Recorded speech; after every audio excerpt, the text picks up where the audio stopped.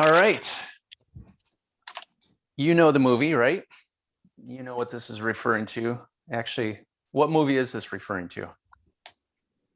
Field of Dreams. Yeah, Field of Field Dreams. of Dreams. The voices telling Kevin Costner to build it. If you build it, they'll come, right? And he does, and they do come, right? Well, a lot of people make that same assumption with websites, and the truth is that's not applicable here, right? So I can't tell you how many times people have had this idea in their heads that a website is the end all be all.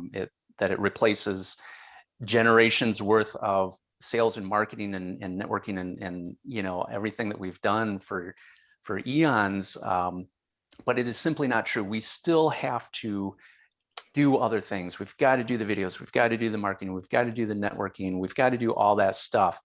But what I'm going to be talking about here is specifically the website and how to improve your website. And that sometimes incorporates things like what Michael does and Ginny and actually John and a few other people. So here's the thing. The truth of the matter is, it doesn't matter how gorgeous your website is, how flashy it is, how smooth, how much money or time you spent on it. It doesn't matter if there's actually nobody there to see it, right? I mean, why have a website at all if you don't have traffic there? And likewise, even if you do have traffic, even if you do have people coming to the site, it also means nothing if they're not going to do what you want them to do once they get there. Or as Judy says, moving them to action. So the question is, A, how do you get them to your site? And then also, how do you influence them to do something? So that's what we're going to talk about: how to increase your visitor counts, how to increase your conversion rates, or in other words, get them to do something once they're there. And then, of course, I'm going to give you some tips and tricks on how to figure out the difference between the two and when to spend time and effort on one and then the other. And it's very important because this is where a lot of people spend a lot of money on one that is not needed yet. So I'm going to draw those distinctions. So before we get into that, let's take a step back and just take a look at how website traffic works, like the typical flow. All right, so let's say this is a timeline, left to right, and there's basically, I'm splitting the traffic, web flow traffic, into two parts. The line here represents basically when somebody lands on your site for the very first time. All right, so that's our landing. And everything before that, the pre-landing, is what happens, what we do, what we're trying to do to get people to land on your site for the very first time. There's a number of things that we can do that we'll go over. And then likewise, obviously, everything post-landing, on the right-hand side, there are a lot of things that can be done to influence them to do something, right? All right, so let's talk about that pre-landing. The good thing is that it's quantifiable in terms of figuring out whether you're successful or not. Okay, so quite simply, it's visitor stats. It's the number of visitors that you get every month. So that is something like Google Analytics can tell you. There are various other options as well, but basically we can quantify it. We can set an arbitrary number of what we believe would be a good amount of visitors to our site. For smaller sites, that number would be smaller. For larger sites, that number would be larger. But whatever your magic number is, that's your goal. And if you're coming in under that, then you need to work on that. If you're coming in over that, then I'll explain what to do after that then. But let's just talk about if our counts are low, right? You got a great site, at least you think you do. You got a great site, but your counts are still low. So how do we address that? I've got a bunch of different checkboxes, a checklist of items that can be done. They're in somewhat order, but they can be shuffled around a little bit. But the idea here is that you tackle some of these items off, the low-hanging fruit at least, you check your numbers, you check your stats to see if that made a difference. If not, then you go to the next one and so on until your numbers are good. And then you can move on to the post landing. But so first of all, as far as the checklist goes, and again, even though I'm saying this is in ascending order, it's not necessarily true. I'm just trying to do the low-hanging fruit and the more affordable or even free things first before we get into the paid options, right? So first and foremost, how do we get most of our traffic? Probably most of us are getting traffic through search, through people doing search.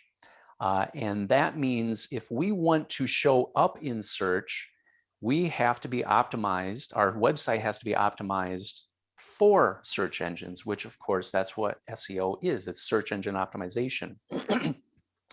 Within this, there are a few what I list as subcategories of how to tackle, how to ensure that you are going to be getting in front of people in search results. And one of the biggest things that people really skip over is the behind the scenes part, the technical side of the things, right? The code. Speed plays a factor. Speed and valid code plays a factor in how well you rank. This has been true for many years, and every year Google updates their algorithm to bump it up a little bit more, to be more and more important. It is absolutely a factor in how they rank your site. Also, if you want to rank for a certain keyword phrase, that keyword phrase has to be on your website. Otherwise, it's impossible for you to show up in search results. So that's the next thing, is content, and making sure that whatever phrase or keywords that you want to show up for in search, that has to be incorporated into your content. So well-written content, blog articles are a great way to incorporate keywords that search engines love. And when I say search engines love, that really means people, because that means that they're searching for it. And local optimization is referring to Google My Business. That's when you do a search for a business and it shows up on the side of your search results page, where it's like a map and the phone number and website and such. There's a way to claim that listing and optimize that so that it helps you out. So again, you do these things, you check your numbers. If it's not that great still, you go on to the next thing. So again, like I said before, if you build it, they will not come. You still got to go and do the traditional things, right? You got to get out there, network, you got to spread the word. Another good way to spread the word is social media, right? So we know that it works. We know that if you make an announcement that, hey, I exist, I'm here, come check me out, some people will take you up on that and they'll follow through. Likewise, newsletters, right? Get in front of people. If you've already got a list, if you've built up a list over time, then take advantage of that and let them know that you have a website. Let them know that you've got some articles that you posted about topics XYZ that are relevant to right now. Pay-per-click ads are something that ideally you want to avoid, right? Because this, even though it gives you instant traffic, it still costs money to make that happen. And so ideally, you would take care of the things higher up on this list so that you can organically show up in search results, so that you don't have to resort to this. But again, look, if your traffic is already good, then you can skip this stuff, right? You don't have to spend the money on the ads. You can go on to the next phase. And print ads, commercials, videos, radio ads, what I'm referring to there are, and Michael, that's not videos for like content on your website. I'm talking about spending money on, commercials on the television, radio ads, big money. And same thing with you, Ginny, print ads. That's not what I'm referring to here. I'm talking about like take an ad out in the paper or that kind of thing, or trade publications and all that. The idea is that generally speaking, you want to tackle the lower hanging fruit. And chances are that's probably not going to be enough. But if it is, you can actually probably bypass this as long as your traffic is good. So that's pre-landing. This is all the stuff that needs to happen in order to get people to land on the site for the very first time. After they've landed, now your work is only half done, right? Just because you have a high number of visitors doesn't mean they're picking up the phone and calling yet. So just like the pre-landing, there's a way to quantify your post-landing, and that is to define what a conversion is for you. In other words, a completed goal. So your website should have calls to action, at least a call to action. And that could be, picking up the phone and calling, or submitting a contact form or some type of form, buying a product or a service on your website, subscribing to your newsletter, scheduling an appointment, watching a video, something. Watching a video. Something that you set up as a goal, which of course you would determine. You set that up, and almost all of those can be quantified with tracking techniques. In most of these cases, some code that can be put on your website and utilizing like Google Analytics and stuff like that. There are ways to track your conversions so that let's say out of 100 people that visited your site, 2 people submitted this contact form. Therefore, you have a 2% conversion rate, right?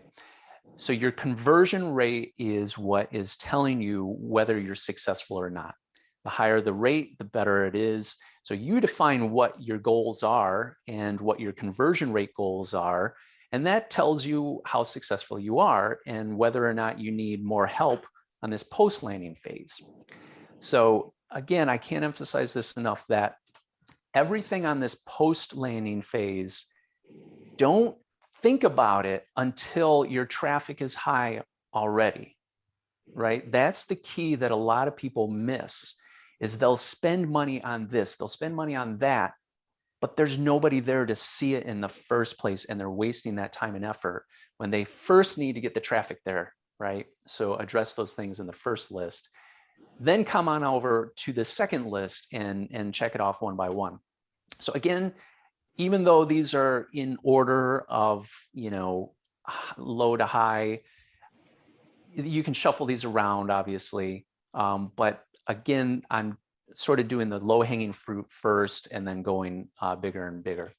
Good design is always important. And we know this is true because what happens when somebody visits a website that is either outdated, or it doesn't really look professional, or it's too busy, it's just not appealing in general, their first impression is not too great, and they're going to hit the button before they've even read anything on your website. So visual impressions is one of those millisecond decisions that people make, right? And if you can keep them there visually, if you can keep them there for an extra second or two, then they're going to go on to the next thing, which is, reading your stuff, right? Reading your content. And then hopefully you can keep them for a few extra more seconds.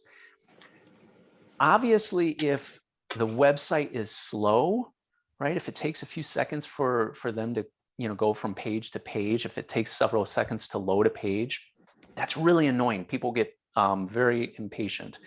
And if your page isn't loading in a second or so, or two at the most, then they are probably also going to get impatient and hit that back button. So this is where technically that technical side of things come into play as well. So your page speed and valid code, that makes a difference, right? These are all the things that we are trying to do to get them to stay for a few seconds, right? Because if they don't stay for at least a few seconds, then all of your content means nothing because they haven't even gotten to the content. So we tackle those things first.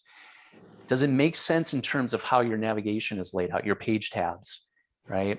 Can people find things easily? Are some of your tabs redundant? Could some of them be reorganized, merged together, put into sub tabs and so on?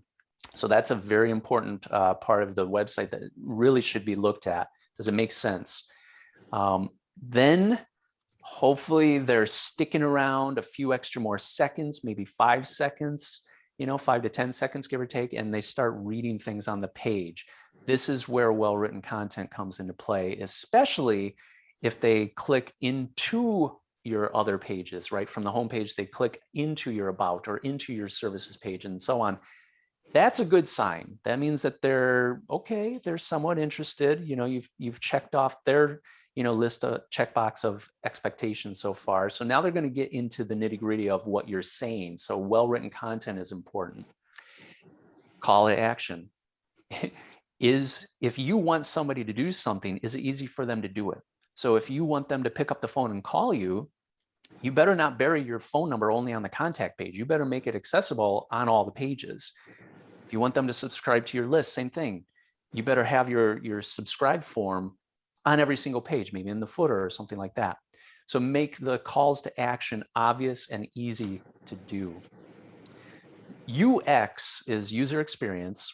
That is just as it sounds, right? What's the user's experience? Putting yourself in their shoes. How are they experiencing your website? Is it relevant? Does it make sense? Is it easy for them to figure out how to get, to what they're trying to get to? So put yourself in their shoes, and you'll realize that, oh, you know what? If I were looking for this, I noticed that I really have a hard time finding it on my website. It's buried on, 3 pages deep. Blogging is like in pre-landing. Blogging was a good way to, get people to your website so that you show up in searches in that regard. But blogging is also a fantastic way that once they're there and they're reading your content, hey, it shows you're an expert in what you do, right? So the more trust that they have, the more likely they are to do a conversion, to convert of whatever your goal is. Social media. Yeah, we use social in the pre-landing to get people to the site in the first place, but we can also use it after the visitor has landed on your site by getting them back to the site, right? And you incentivize it. You try to get them back to your site. Same thing with newsletters. If you've spent the time and money and effort in putting, articles on your blog, for example, then send it out in your newsletter. Use MailChimp or something like that to send out your article, titles or links that go back to your website, but send a newsletter that has your articles, the snippets of your articles in it, because when somebody visits your site, they're probably not going to convert on that first visit. You probably need them to come back several times. And this is one of the ways to get them back, by getting in their inbox. So newsletters are still very important. Remarketing is one of those things where, again, just like in pre-landing, where pay-per-click ads, PPC, pay-per-click ads are important for getting people to your site in the first place. But once they're there, it can also be used to get people back to your site. And we've all seen this where, we go to a website and then we go to another website and we see an ad for that first website, right?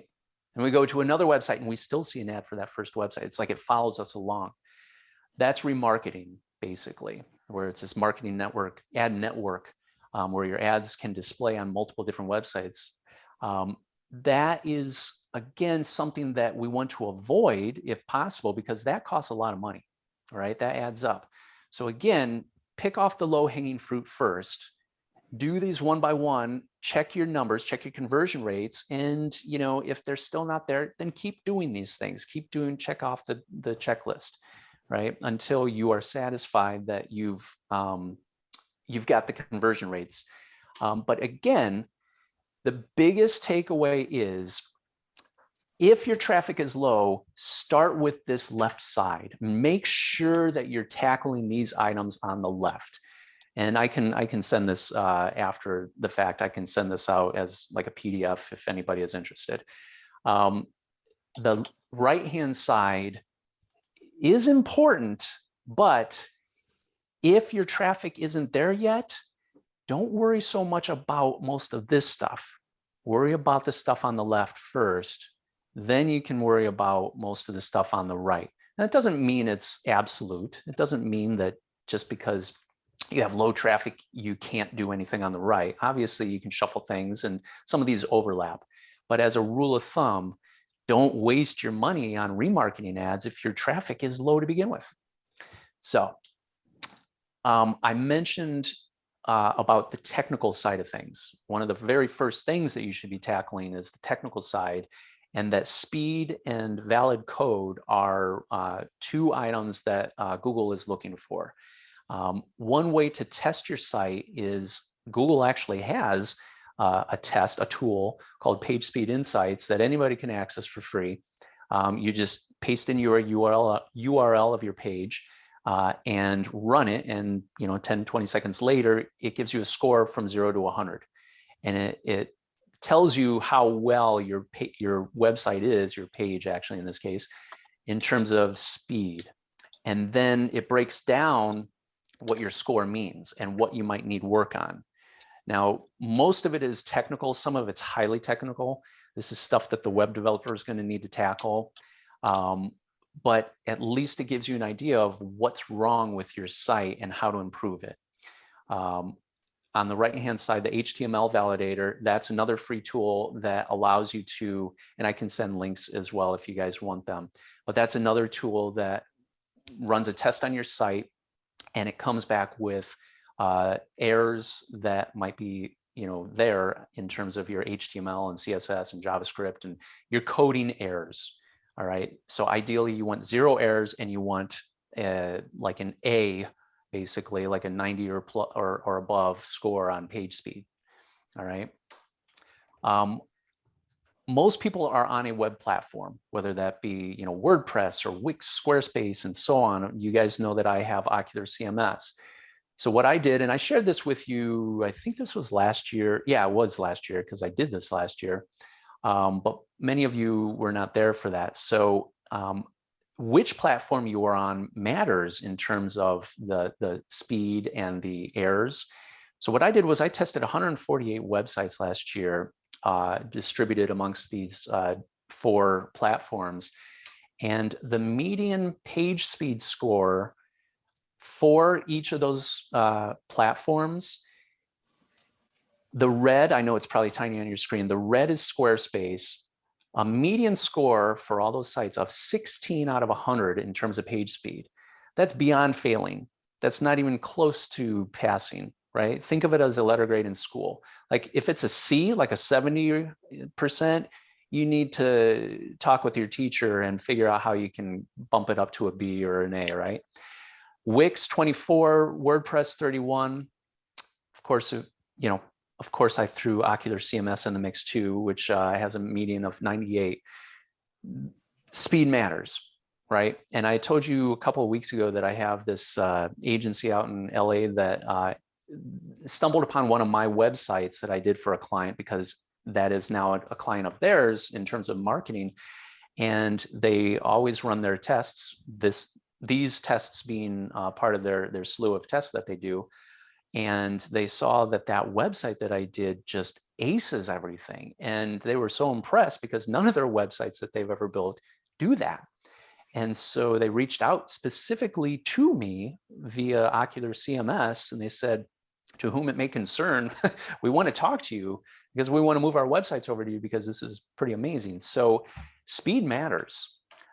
Likewise, I ran those 148 websites. I tested them on the HTML validator tool, the test that I mentioned. And these are the median number of errors per website. Per website for Squarespace was 34 errors per website, 382 errors per Wix website, WordPress 48 and 0 for Ocular CMS because I never launch a website unless it's 0 errors. 382 is the median number for Wix websites. This is typical. Over the years, I have tested many websites, and 100% of the time, Wix websites always have hundreds of errors. And it is, frankly, it's intentional, really. And I say that not because they want that to be there, but it's because that's how they've built their code. That's how they've built their platform. It is not, it does not serve your website up quickly. And you've probably noticed that if you go to a Wix website, that you've probably noticed you have to wait a few seconds for a page to load.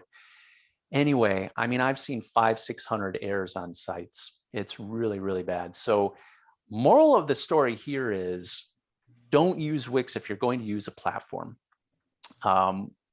Speed, there are ways to improve speed in some areas, but these errors, when you've got 400 errors, there's no way that a web developer is going to, go through that checklist and knock off those errors.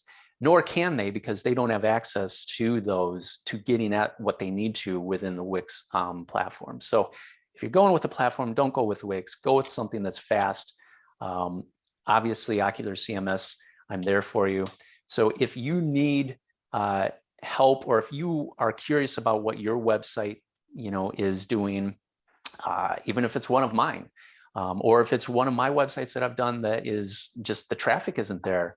This is what I talk to all my clients about is, look, just having the website alone is not enough, right? We need to do more. It's not a substitute for everything else.